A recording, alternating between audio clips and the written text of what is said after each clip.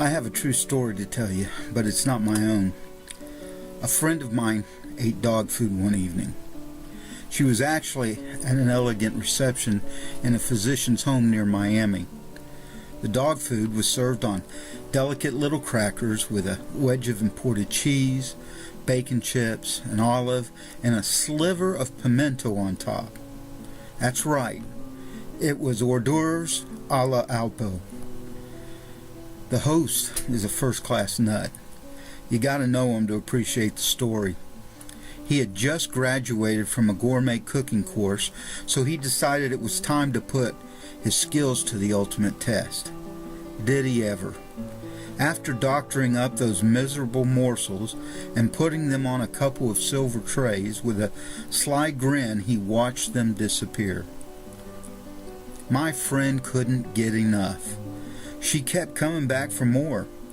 I don't recall exactly how they broke the news to him, or to her, but when she found out the truth, she probably barked and bit the guy on the leg, or she certainly must have gagged a little. After hearing that story, I thought about how well it illustrates something that happens on a regular basis. I'm talking about religious fakes, counterfeit Christians who market their false religious teachings and ideas on a shining platter decorated with tasty persuasion and impressive appearances. Being masters of deceits, they serve up dishes camouflaged by logical sounding words. If you want to make a counterfeit dollar bill, you don't use construction paper. Put a kid's drawing of a president in the center and draw the number 3 on each corner. Nobody will believe that is real. Deception comes in a convincing, tantalizing way.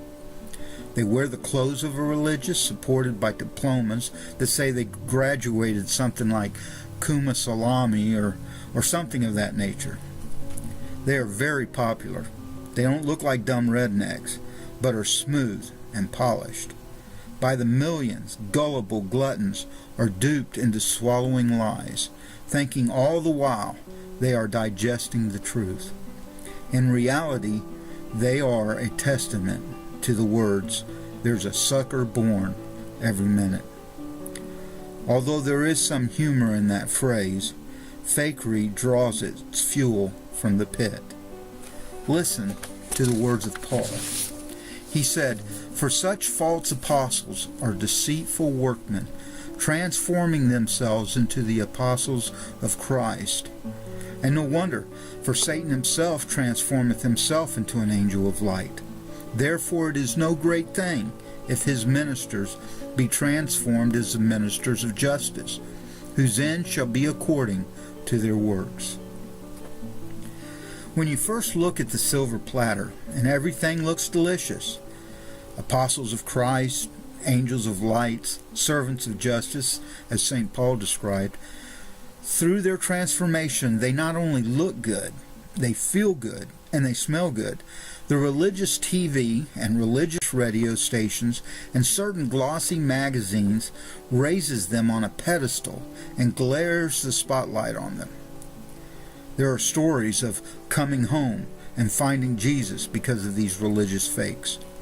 "My life has been changed," they cry. Others say, "I did what he said, and now God speaks to me directly. I see visions. I know it's real because I can feel God." There are millions who cry out, "Eternity is now. Materialism is godly. Getting rich is a sign of spirituality."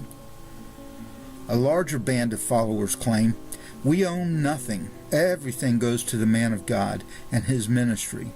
You find them everywhere, wearing white shirts and black ties, going door to door, looking ever so dedicated to God, staring up at the stars, discovering the future, sitting in small groups on hillsides around a fire singing Kumbaya, talking some kind of spiritual gibberish and having spasms in the spirit, calling it an experience with God.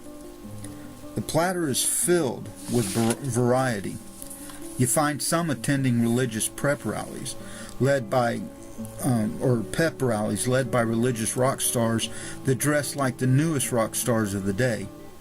On the opposite extreme are those who are very plain and simple, giving up all worldly things, setting themselves apart from the rat race, and living a quiet lifestyle. They may have a new look, and they feel and taste like the real thing, but they are not.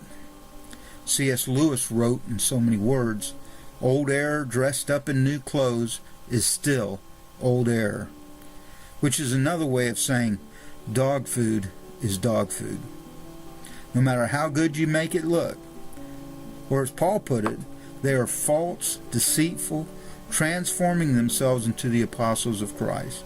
They may not look like it, but they are as phony as a $3 bill.